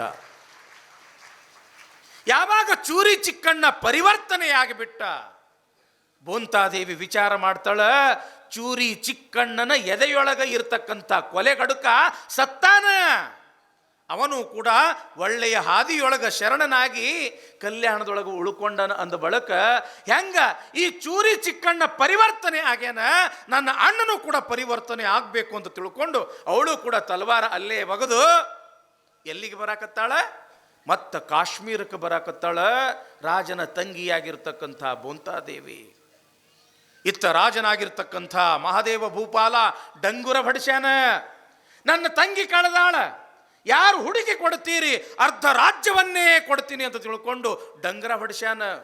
ಅಲ್ಲಿ ಇಲ್ಲಿ ಎಲ್ಲ ಕಡೆಗೂ ಕೂಡ ಗುಪ್ತಚರರನ್ನು ಕಳಿಸ್ಯಾನ. ನನ್ನ ತಂಗಿಯನ್ನ ಹುಡ್ಕೊಂಡು ಬರ್ರಿ. ಯಾಕೆ ತಂಗಿ ಅಂತಂದ್ರೆ ಅಷ್ಟೊಂದು ಪಂಚಪ್ರಾಣ ರಾಜನಾಗಿರ್ತಕ್ಕಂಥ ಮಹಾದೇವ ಭೂಪಾಲನಿಗೆ.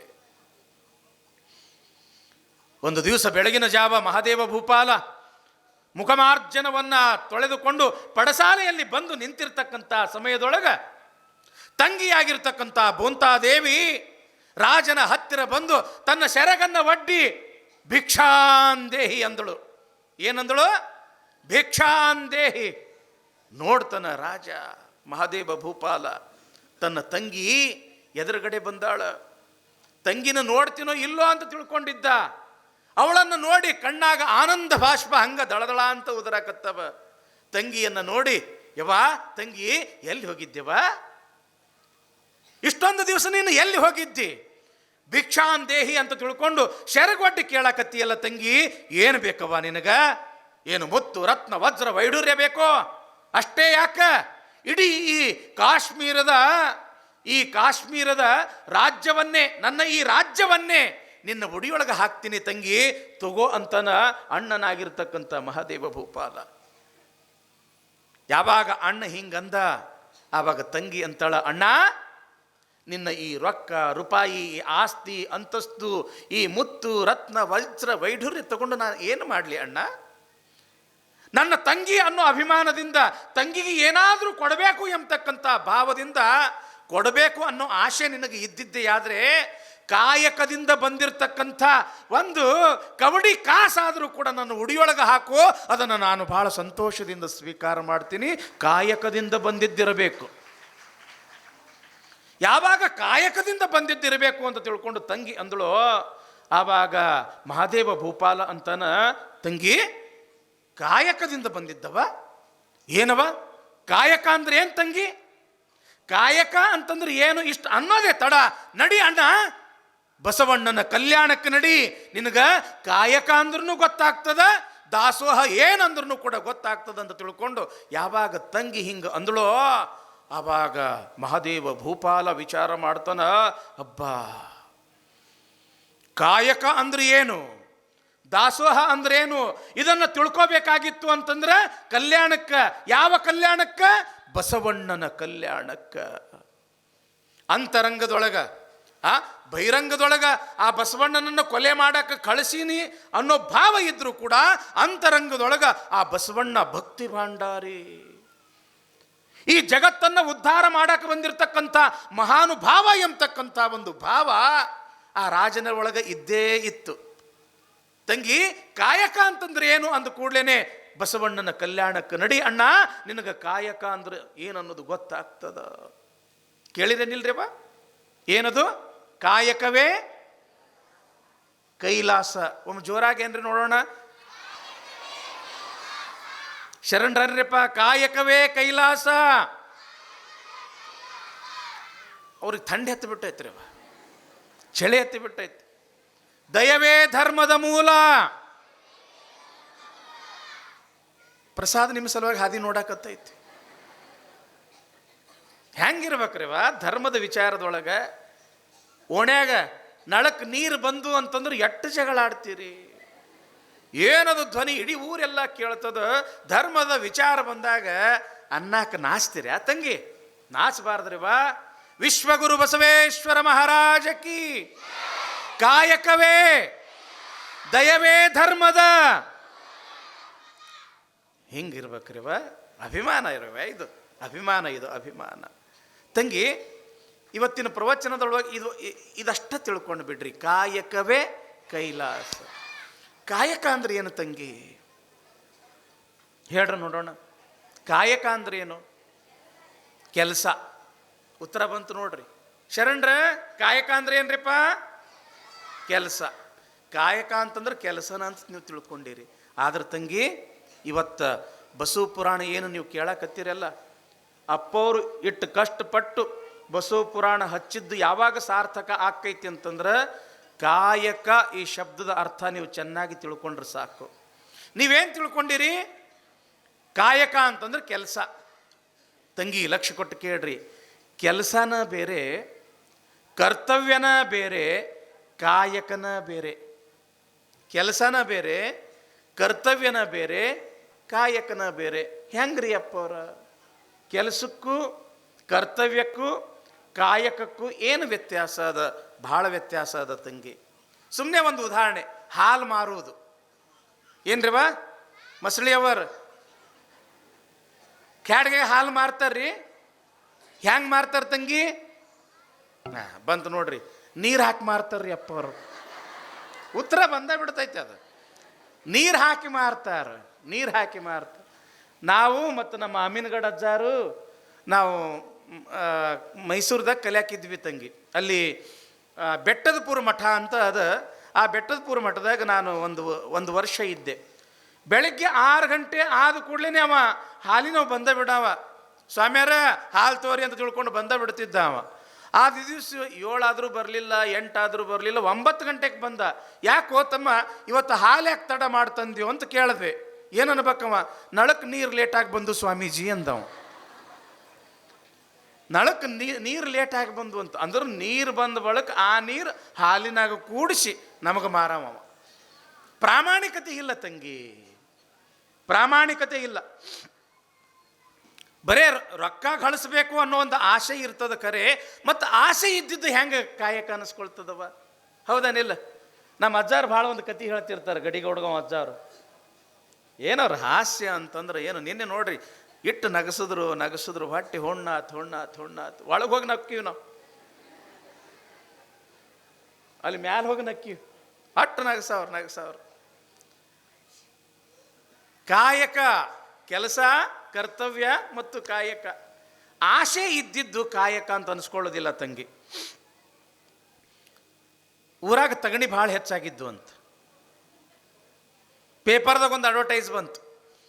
ತಗಣಿ ಕೊಲ್ಲು ಮಷಿನ್ ಕಂಡು ಹಿಡ್ದೀವಿ, ಯಾರು ಬೇಕು ಅವರು 1,000 ರೂಪಾಯಿ ಈ ಅಡ್ರೆಸ್ಗೆ ನೀವು ಕಳಿಸಿದ್ರಿ ಅಂತಂದ್ರೆ ನಿಮ್ಮ ಮನೆಗೆ ನಾವು ಆ ತಗಣಿ ಕೊಲ್ಲು ಮಷಿನ್ ಕಳಿಸ್ತೀವಿ ಅಂತ ತಿಳ್ಕೊಂಡು ಅವರು ಜಾಹೀರಾತು ಕೊಟ್ಟಿದ್ರು. ಮತ್ತು ತಗಣಿನ ಹೆಚ್ಚಾಗಿ ಅಂತ ತಿಳ್ಕೊಂಡು 1,000 ರೂಪಾಯಿ ಹೋದ್ರೂ ಹೋಗಲಿ ಅಂತ ತಿಳ್ಕೊಂಡು ಎಲ್ಲರೂ ಏನು ಮಾಡಿದ್ರು, ಆ ಅಡ್ರೆಸ್ಗೆ 1,000 ರೂಪಾಯಿ ಕಳಿಸೇ ಬಿಟ್ರು. ಸಾವಿರಾರು ಮಂದಿ ಕಳಿಸಿದ್ರು. ಆದ್ರೆ ಅವ ಮೋಸ ಮಾಡಲಿಲ್ಲ ಪುಣ್ಯಾತ್ಮ.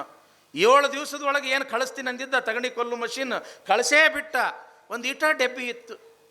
ತಗಣಿ ಕೊಲ್ಲು ಮಷಿನ್ ಹೆಂಗಾರೆ ಐತಿ ಅಂತ ತಿಳ್ಕೊಂಡು ನೋಡ್ಬೇಕು ಅಂತ ಭಾಳ ಆಶ್ಚರ್ಯದಿಂದ ಅಗ್ದಿ ಉತ್ಸಾಹದಿಂದ ಆ ಡೆಬ್ಬಿ ಹಿಂಗೆ ಒಡೆದು ನೋಡಿದ್ರು, 2 ಕಲ್ಲ, ಇಟು 2 ಕಲ್ಲ.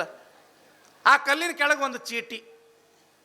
ಆ ಚೀಟಿಯಾಗ ಬರ್ದಾರ, ಇದು ತಗಣಿ ಕೊಲ್ಲುವ ಮಷಿನ್. ತಗಣಿ ಕೊಲ್ಲುವ ವಿಧಾನ ಹೇಗೆಂದರೆ, ಒಂದು ಕಲ್ಲಿನ ಮೇಲೆ ತಗಣಿಯನ್ನು ಇಟ್ಟು ಇನ್ನೊಂದು ಕಲ್ಲಿನಿಂದ ಜಜ್ಜಿರಿ ತಗಣಿ ಸಾಯುತ್ತದೆ. ಯಾರಿಗೂ ಗೊತ್ತಿಲ್ಲ. ದುಡ್ಡು ಗಳಿಸು ವಿಧಾನ ತಂಗಿ. ಅಲ್ಲಿ ಪ್ರಾಮಾಣಿಕತೆ ಇಲ್ಲ, ಅಲ್ಲಿ ಸತ್ಯ ಮತ್ತು ಶುದ್ಧ ಇಲ್ಲ. ಸತ್ಯ ಶುದ್ಧ ಇಲ್ಲದೆ ಇದ್ದಿದ್ದು ಅದು ಕಾಯಕ ಅಂತ ಅನಿಸ್ಕೊಳ್ಳೋದಿಲ್ಲ ತಂಗಿ. ಹಾಲಿನೊಳಗೆ ನೀರು ಹಾಕಿ ಮಾರೋದು ಇದು ಕೆಲಸ ತಂಗಿ. ಕೆಲಸದೊಳಗೆ ಪ್ರಾಮಾಣಿಕತೆ ಇಲ್ಲ. ಹೆಂಗಂತಂದ್ರೆ, ಸರ್ಕಾರಿ ಆಫೀಸ್ಗೆ ಹೋಗಿರ್ತೀರಪ್ಪ, ನೀವು ಹೋಗಿರ್ತೀರನಿಲ್ಲ ಶರಣರು, ಮ್ಯಾಲ ಬರೆದಿರ್ತಾರೆ ಸರ್ಕಾರಿ ಕೆಲಸ ದೇವರ ಕೆಲಸ. ಆಫೀಸ್ ತೆರೆಯುವ ಸಮಯ ಅಂತ ತಿಳ್ಕೊಂಡು ಬರೆದಿರ್ತಾರೆ 10 ಗಂಟೆ ಅಂತ ಬರೆದಿರ್ತಾರೆ. ಹೌದಲ್ಲ? ಆಫೀಸ್ ಎಷ್ಟು ಗಂಟೆಗೆ ತೆಗೆದಿರ್ತೈತಿ? 10:30ನೋ 11 ಗಂಟೆಗೆ. ಅಲ್ಲಿ ಮತ್ತು ಆಫೀಸರ್ ಎಷ್ಟಕ್ಕೆ ಬಂದಿರ್ತಾನೆ? 12 ಆದರೂ ಬಂದರು ಇನ್ನೂ ಪುಣ್ಯ. ಯಾಕೆ? ಪ್ರಾಮಾಣಿಕತೆ ಇಲ್ಲ. ಪ್ರಾಮಾಣಿಕತೆ ಇಲ್ಲದ್ದು ಅದು ಕರ್ತವ್ಯನೂ ಅನಿಸ್ಕೊಳ್ಳೋದಿಲ್ಲ, ಕಾಯಕನೂ ಕೂಡ ಅನಿಸ್ಕೊಳ್ಳೋದಿಲ್ಲ, ಕೆಲಸ ಅನಿಸ್ಕೊಳ್ತದ.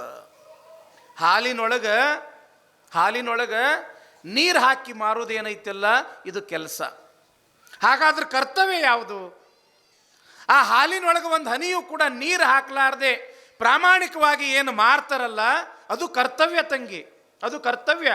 ಯಾಕೆ? ನಾ ಎಷ್ಟು ದುಡ್ದೀನಿ ಅಷ್ಟು ಬಂದ್ರೆ ಸಾಕಪ್ಪ, ನಮಗೆ ಹೆಚ್ಚಿಗೆ ಬೇಡ ಅನ್ನೋದೇನೈತಲ್ಲ ಇದು ಕರ್ತವ್ಯ ತಂಗಿ. ಹಾಲಿನೊಳಗೆ ನೀರು ಹಾಕಿ ಮಾರೋದು ಕೆಲಸ, ಹಾಲಿನೊಳಗೆ ಒಂದು ಹನಿಯೂ ಕೂಡ ನೀರು ಹಾಕಲಾರದೆ ಮಾರುವುದು ಇದು ಕರ್ತವ್ಯ. ಹಾಗಾದ್ರೆ ಕಾಯಕ ಯಾವುದು ಅಂತಂದ್ರೆ ಆ ಹಾಲಿನೊಳಗೆ ಒಂದು ಹನಿಯೂ ಕೂಡ ನೀರು ಹಾಕಲಾರ್ದೆ ಮಾರಿ ಏನು ಬರ್ತಾನಲ್ಲ, ಆ ಬಂದಿದ್ದ ದುಡ್ಡಿನೊಳಗೆ, ಆ ಬಂದ ರೊಕ್ಕದೊಳಗೆ ನಾನು ಒಬ್ಬನೇ ಬದುಕಬಾರ್ದು, 4 ಮಂದಿಗೆ ಕರ್ಕೊಂಡು ಬದುಕಬೇಕು ಅಂತ ತಿಳ್ಕೊಂಡು ಸಮಾಜ ರೂಪಿ ಜಂಗಮಕ್ಕೆ ದಾಸೋಹ ಮಾಡಿ ಬದುಕೋದಕ್ಕೆ ಅದಕ್ಕೆ ಕಾಯಕ ಅಂತ ಕರೀತಾರೆ ತಂಗಿ. ಸತ್ಯತೆ ಇರಬೇಕು, ಶುದ್ಧತೆ ಇರಬೇಕು ಮತ್ತು ಅಂತಃಕರಣ ಇರಬೇಕು. ಕಾಯಕ ಮತ್ತು ದಾಸೋಹ ಒಂದೇ ನಾಣ್ಯದ 2 ಮುಖಗಳು. ಇವು ಬೇರೆ ಬೇರೆ ಅಲ್ಲ. ಯಾವುದು ದಾಸೋಹ? ಸತ್ಯ ಶುದ್ಧವಾಗಿ ಇದ್ದಿದ್ದ ಹಣ ದಾಸೋಹ. ಸತ್ಯ ಶುದ್ಧವಾಗಿರ್ತಕ್ಕಂಥ ಹಣವೇ ಅದು ದಾಸೋಹಕ್ಕೆ ಬರ್ತದೆ. ಏನಂತಾರೆ ಬಸವಣ್ಣವರು?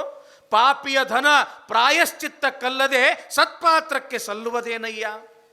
ನಾಯಿಯ ಹಾಲು ನಾಯಿಯ ಮರಿಗಲ್ಲದೆ ಪಂಚಾಮೃತಕ್ಕೆ ಸಲ್ಲುವುದೇನಯ್ಯ. ನಮ್ಮ ಕೂಡಲ ಸಂಗನ ಶರಣರಿಗೆ ಮಾಡುವ ಅರ್ಥ ವ್ಯರ್ಥ ಕಂಡಯ್ಯ. ಯಾವ ಸತ್ಯ ಇಲ್ಲ, ಶುದ್ಧ ಇಲ್ಲ, ಪ್ರಾಮಾಣಿಕತೆ ಇಲ್ಲ ಅಂತ ಹಣದಿಂದ ನಾವು ಎಷ್ಟು ದಾನ ಮಾಡೋದ್ರಿ ಏನದ, ಎಷ್ಟು ಧರ್ಮ ಮಾಡೋದ್ರಿ ಏನದ, ಅದು ಉಪಯೋಗ ಆಗೋದಿಲ್ಲ. ಯಾವಾಗ ಇಲ್ಲಿ ಶಿವಬಸವ ರಾಜೇಂದ್ರ ಮಹಾಸ್ವಾಮಿಗಳ ಕಾರ್ಯಕ್ರಮ ನಡೆದದ, ಒಬ್ರ ಇಬ್ರ ಪಾಪ ನೀವೆಲ್ಲರೂ ಒಕ್ಕಲುತನ ಮಾಡಿ ಬದುಕ್ತಕ್ಕಂಥ ಎಲ್ಲ ರೈತಾಪಿ ವರ್ಗದವರು, ವ್ಯಾಪಾರ ಮಾಡೋರದಿರಿ, ಉದ್ಯೋಗ ಮಾಡೋರದಿರಿ, ನೌಕರದಾರದಿರಿ. ನಾವು ಗಳಿಸಿರ್ತಕ್ಕಂಥ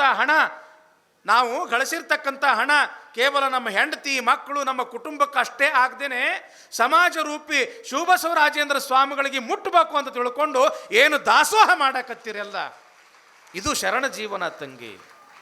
ಇದು ಶರಣ ಜೀವನ, ಇದು ಶರಣ ಜೀವನ. ಕಾಯಕ ಅಂತಂದ್ರೆ ಅದಕ್ಕೆ ತನ್ನದೇ ಆಗಿರ್ತಕ್ಕಂಥ ವಿಶೇಷ ಅರ್ಥ ಅದೇ ತಂಗಿ. ಯಾವುದು ಕಾಯಕ? ಯಾವುದೇ ಸಮಾಜಕ್ಕಾಗಲಿ ದೇಶಕ್ಕಾಗಲಿ ಯಾವುದೇ ರೀತಿಯ ಅಪಾಯ ತಾರದೇ ಇರತಕ್ಕಂಥ ಒಂದು ಉದ್ಯೋಗಕ್ಕೆ ಕಾಯಕ ಅಂತ ಕರೆದರು. ಗಳಿಸಿ ಬಂದಿರತಕ್ಕಂಥ ಹಣದೊಳಗೆ ನಾವಷ್ಟೇ ಬದುಕಬಾರ್ದು, ಸಮಾಜ ಎಲ್ಲವೂ ಕೂಡ ಬದುಕಬೇಕು ಅನ್ನೋ ಕಾರಣಕ್ಕಾಗಿ ಅದಕ್ಕೆ ದಾಸೋಹ ಅಂತ ಕರೆದರು. ಹಿಂದಿಯೊಳಗೊಂದು ಮಾತು ಬರ್ತದೆ, अपने दुख में रोने वाले मुस्कुराना सीख ले, दूसरों के दर्द में आंसू बहाना सीख ले, जो खिलाने में है मजा आप खाने में नहीं, जिंदगी में तू किसी का काम आना सीख ले ಅಂತ. ಹೌದಾ? ಈಗ ತಂಗಿ ಒಂದು ಮಾತು ಹೇಳ್ತೀನಿ. ಹಬ್ಬ ಹುಣ್ಣಿಮೆ ಬಂತು, ಬೀಗರು ನೆಂಟರು ಅಲ್ಲಿ ಇಲ್ಲಿ ದೂರದಲ್ಲಿ ಇರ್ತಕ್ಕಂಥ ಎಲ್ಲರೂ ಕೂಡ ಬಂದರು. ಎಲ್ಲರೂ ಇವತ್ತ ಒಟ್ಟಿಗೆ ಊಟ ಮಾಡೋಣ ಅಂತ ತಿಳ್ಕೊಂಡು ಮೃಷ್ಟಾನ್ನ ಭೋಜನ ಏನು ಬೇಕೆಲ್ಲ ಅಡುಗೆ ಮಾಡಿದ್ರಿ.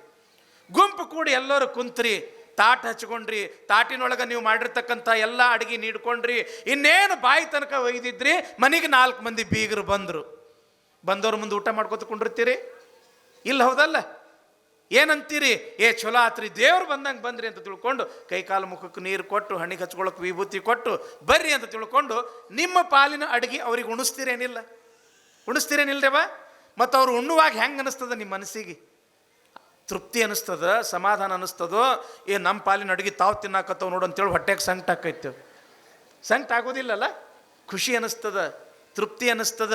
ಯಾಕೆ ಅಂತಂದ್ರೆ ನಾವು ಊಟ ಮಾಡೋದ್ರೊಳಗೆ ಎಷ್ಟು ಆನಂದ ಅದ, ಅದಕ್ಕಿಂತ 10 ಪಟ್ಟು ಆನಂದ 4 ಮಂದಿಗೆ ಉಣಿಸೋದ್ರೊಳಗೆ ಅದ ಅಂತ ತಿಳ್ಕೊಂಡು ಇಲ್ಲಿ ನಿತ್ಯವೂ ಕೂಡ ಸಾವಿರಾರು ಜನರಿಗೆ ಇಲ್ಲಿ ಬಸವಣ್ಣನ ದಾಸೋಹ ಶ್ರೀಮಠದೊಳಗೆ ನಡೀತಾ ಇರತಕ್ಕಂಥದ್ದು. ಈ ಕಾಯಕ, ಈ ದಾಸೋಹ, ಈ ಎಲ್ಲವನ್ನ ಕೊಟ್ಟಿರ್ತಕ್ಕಂಥವನು ತಂಗಿ ವಿಶ್ವಗುರು ಬಸವಣ್ಣ ತಂಗಿ. ಯಾವಾಗ ತಂಗಿ ಹಿಂಗಂದಳೋ ಅದೇ ಕ್ಷಣ ಮಹಾದೇವ ಭೂಪಾಲ ತಲೆ ಮೇಲೆ ಇರತಕ್ಕಂಥ ರತ್ನ ಖಚಿತವಾಗಿರ್ತಕ್ಕಂಥ ಆ ಬಂಗಾರದ ಕಿರೀಟ ತೆಗೆದಿಟ್ಟ.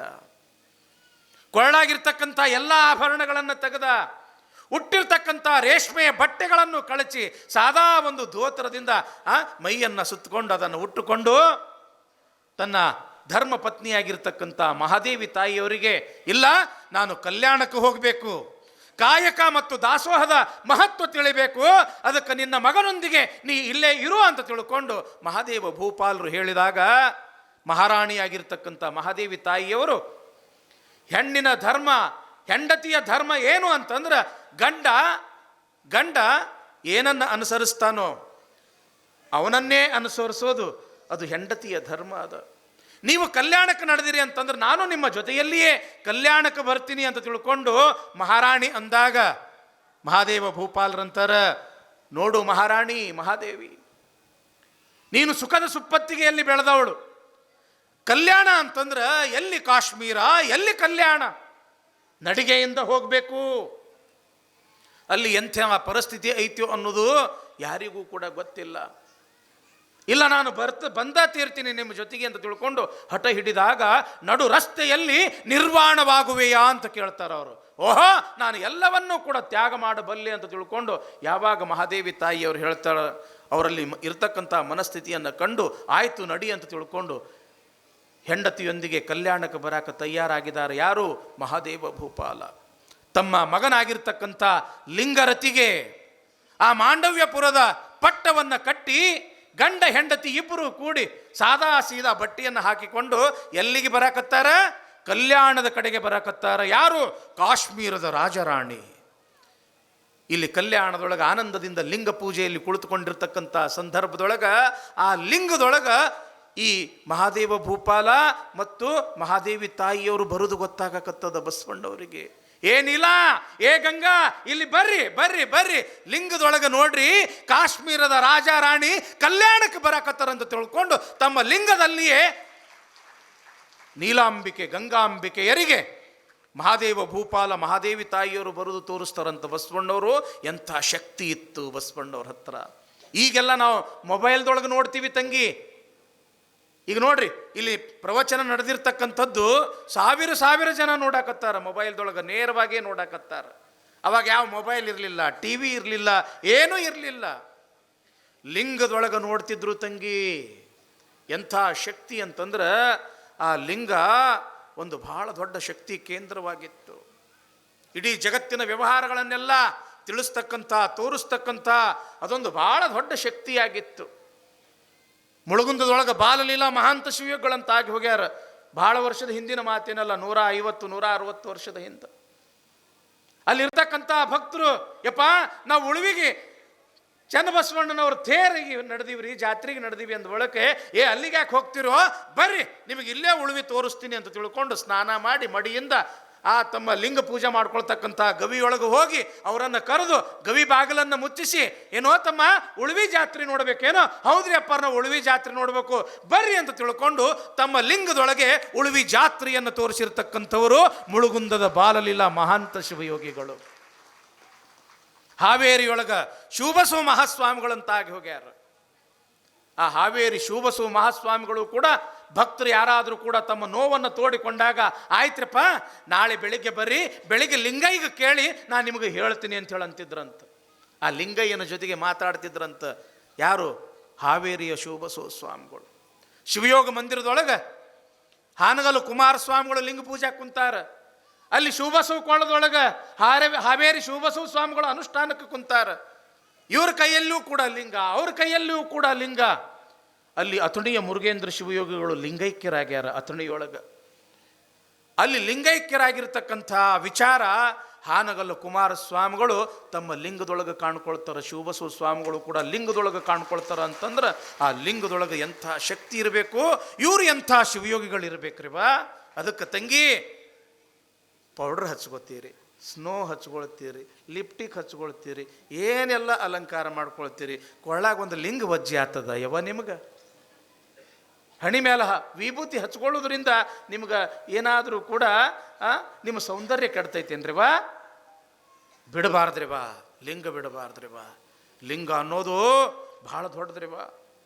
ಗಂಡನ ಮೇಲೆ ಸ್ನೇಹವಿಲ್ಲದ ಹೆಂಡತಿ, ಲಿಂಗದ ಮೇಲೆ ನಿಷ್ಠೆ ಇಲ್ಲದ ಭಕ್ತ, ಇದ್ದರೇನೋ ಶಿವಶಿವ, ಹೋದರೇನೋ ಶಿವಶಿವ, ಉಡದ ಆವಿಂಗೆ ಉಣ್ಣದ ಕರು ಬಿಟ್ಟಂತೆ ಅಂತಾರ ಬಸವಣ್ಣವರು. ಗಂಡನ ಮೇಲೆ ಪ್ರೇಮ ಇದ್ದಿದ್ದಿಲ್ಲ ಅಂತಂದ್ರೆ ಹೆಂಡತಿನ ತಗೊಂಡು ಏನು ಮಾಡಬೇಕು? ಲಿಂಗದ ಮೇಲೆ ನಿಷ್ಠಾನ ಇಲ್ಲ ಅಂತಂದ್ರೆ ಆ ಭಕ್ತನ ತಗೊಂಡು ಏನು ಮಾಡಬೇಕು ಅಂತಾರ ಬಸವಣ್ಣವರು. ಅದಕ್ಕೆ ಲಿಂಗ ಅನ್ನೋದು ದೊಡ್ಡದು ತಂಗಿ. ಬಸವ ಪುರಾಣ ಹಚ್ಚಿದ್ರ ಲಾಭ ಏನು ಅಂತಂದ್ರೆ ಎಲ್ಲರ ಕೊಳ್ಳಾಗ ಲಿಂಗ. ಬಸವಣ್ಣ ಪುರಾಣ ಹಚ್ಚಿದ ಪ್ರಯೋಜನ ಏನು ಅಂತಂದ್ರೆ ಎಲ್ಲರ ಹಣಿ ಮೇಲೆ ವಿಭೂತಿ. ಬಸವಣ್ಣ ಪುರಾಣ ಹಚ್ಚಿದ ಪ್ರಯೋಜನ ಏನು ಕ್ಯಾಡ್ಗಿಯೊಳಗ ಅಂತಂದ್ರೆ, ಮಠಕ್ಕೆ ಯಾರೇ ಬರಲಿ, ಊರಿಗೆ ಯಾರೇ ಬರಲಿ, ಶರಣು ಶರಣಾರ್ಥಿರಪ್ಪ ಬರ್ರಿ ಅಂತಂದ್ರೆ ಬಸವ ಪುರಾಣ ಹಚ್ಚಿದ್ದು ಸಾರ್ಥಕ ಆತು ಯವ್ವ. ಬಸವ ಪುರಾಣ ಯಾಕೆ ಹಚ್ತಾರ ಅಂತಂದ್ರೆ ಸಂಸ್ಕಾರ ಕಲಿಸೋದ್ರ ಸಲುವಾಗಿ ಬಸವ ಪುರಾಣ ಹಚ್ತಾರ. ದುಡಿಯೋದು ಹೆಂಗ ಅಂತ ಕಲಿಸೋದ್ರ ಸಲುವಾಗಿ ಬಸವ ಪುರಾಣ ಹಚ್ತಾರ. ಗಳಿಸಿದ್ದನ್ನ ಯಾವ ರೀತಿಯಾಗಿ ಸಮಾಜ ರೂಪಿ ಜಂಗಮಕ್ಕೆ ದಾಸೋಹ ಮಾಡಬೇಕು ಅನ್ನೋದನ್ನ ಕಲ್ಕೋಬೇಕು ಅಂತ ಬಸವ ಪುರಾಣ ಹಚ್ತಾರ. ನಾವೆಲ್ಲರೂ ಕೂಡ ಎಲ್ಲ ರೀತಿಯ ಭೇದ ಭಾವ ಮರೆತು ನಾವೆಲ್ಲರೂ ಕೂಡ ಪರಮಾತ್ಮನ ಮಕ್ಕಳು ಒಂದಾಗಿ ಚೆಂದಾಗಿ ಇರಬೇಕು ಅಂತ ಸಾಮರಸ್ಯ ಕಲಿಸೋದ್ರ ಸಲುವಾಗಿ ತಂಗಿ ಬಸವ ಪುರಾಣ ಹಚ್ತಾರ್ರಿವ. ಯಾವಾಗ ಮಹಾದೇವ ಭೂಪಾಲ ಮಹಾದೇವಿ ತಾಯಿಯವರು ಕಲ್ಯಾಣಕ್ಕೆ ಬಂದ್ರೋ ಬಸವಣ್ಣನವ್ರಿಗೆ ಎಷ್ಟು ಆನಂದ ಆಗಿತ್ತು ಅಂತಂದ್ರೆ ಇಲ್ಲಿ ಬರಿತಾರ ತಂಗಿ, ಸಾಸಿವೆಯ ಮೇಲೆ ಸಾಗರವನ್ನಿಟ್ಟರೆ ಎಷ್ಟು ಸಂತೋಷ ಆಗಬೇಕೋ ಅಷ್ಟು ಸಂತೋಷ ಆಗಿತ್ತು ಬಸವಣ್ಣಂಗೆ ಅಂತ. ಸಾಸಿವೆ ಎಟ್ಟೈತಿ ಇಟ್ಟ ಅದ, ಸಾಗರ ಎಟ್ಟೈತಿ ಇಷ್ಟು ದೊಡ್ಡದದ. ಆ ಸಾಸಿವೆ ಮೇಲೆ ಸಾಗರ ಇಟ್ಟರೆ ಎಷ್ಟು ಆನಂದ ಆಗ್ಲಿಕ್ಕಿಲ್ಲ, ಅಷ್ಟು ಆನಂದ ಆಗಿತ್ತಂತ ಬಸವಣ್ಣಗ. ಯಾಕೆ? ಕಾಯಕ, ದಾಸೋಹ, ಸಮಾನತೆ, ಶಿವಾನುಭವ, ಶಿವಯೋಗವನ್ನು ತಿಳ್ಕೊಳ್ಳಾಕ ಕಾಶ್ಮೀರದ ಒಬ್ಬ ರಾಜ ಅಲ್ಲಿಂದ ಇಲ್ಲಿ ತನಕ ಎಲ್ಲವನ್ನ ತ್ಯಾಗ ಮಾಡಿ ಬರ್ತಾನ ಅಂತಂದ್ರೆ ಹೆಂಗಿರ್ಬೇಕು ಬಸವಣ್ಣ, ಹೆಂಗಿರಬೇಕು ಬಸವಣ್ಣನ ವಿಚಾರಗಳು, ಬಸವಣ್ಣನ ತತ್ವಗಳು. ಬರ್ತಾರ, ಅಪೂರ್ವವಾಗಿರ್ತಕ್ಕಂಥ ಸ್ವಾಗತ ಸಿಗ್ತದ. ಅಲ್ಲಿ ಬಸವಣ್ಣನ ಜೊತೆಗೆ ಕಾಲವನ್ನು ಕಳೀತಾರ ಮಹಾದೇವ ಭೂಪಾಲ ಮಹಾದೇವಿ ತಾಯಿಯವರು. ನಾವು ಕೂಡ ವಾಪಸ್ಸಿನ ಕಾಶ್ಮೀರಕ್ಕೆ ಹೋಗಬಾರದು, ಕಲ್ಯಾಣದೊಳಗ ಇರಬೇಕು. ಯಾಕೆ? ಇದು ಭುವನ ಕಲ್ಯಾಣ, ಇದು ಸ್ವರ್ಗ, ಇದು ಸ್ವರ್ಗ, ಇದು ಕಾಶ್ಮೀರಕ್ಕಿಂತಲೂ ಪವಿತ್ರ. ಇಲ್ಲೇ ಇರಬೇಕು, ನಾವು ಎಲ್ಲರ ಹಾಗೆ ಕಾಯಕವನ್ನು ಮಾಡಿ ಇರಬೇಕು ಅಂತ ತಿಳ್ಕೊಂಡು ಕಟ್ಟಿಗೆಯನ್ನ ಮಾರ್ತಕ್ಕಂಥ ಕಾಯಕ ಆಯ್ಕೊಂಡ್ರು. ನೋಡ್ರಿ, ದೊಡ್ಡ ರಾಜ ಎಂಥ ಉದ್ಯೋಗ ಆಯ್ಕೊಂಡ್ರು. ಅಡವಿಗೆ ಹೋಗ್ಬೇಕು, ಕಟ್ಟಿಗೆ ಕಡಿಬೇಕು, ಹೊರಿ ಕಟ್ಟಬೇಕು, ತಲೆ ಮೇಲೆ ಇಟ್ಕೋಬೇಕು. ಕಟ್ಟಿಗೆ ಬೇಕೇನ್ರಿ ಕಟ್ಟಿಗೆ ಅಂತ ತಿಳ್ಕೊಂಡು ಕಲ್ಯಾಣ ತುಂಬ ಎಲ್ಲ ಕೇಳಿ ಮಾರಿ ಬಂದಿರತಕ್ಕಂಥ ಹಣದೊಳಗೆ ಮೊದಲು ದಾಸೋಹ ಆಗಬೇಕು, ಆ ನಂತರ ತಾವು ತೃಪ್ತಿ ಆಗಬೇಕು. ಇಂಥ ಸತ್ಯ ಶುದ್ಧ ಕಾಯಕ ಮತ್ತು ದಾಸೋಹವನ್ನು ಮಾಡಿ ಬದುಕಾಕತ್ತರು ರಾಜಾರಾಣಿಯವರು. ಅದಕ್ಕೆ ಕಲ್ಯಾಣದೊಳಗೆ ಅವರಿಗೆ ಹೆಸರು ಏನು ಬಂತು ಅಂತಂದ್ರೆ ಮೂಳಿಗೆಯ ಮಾರಯ್ಯ ಮತ್ತು ಮಹಾದೇವಿ ತಾಯಿ.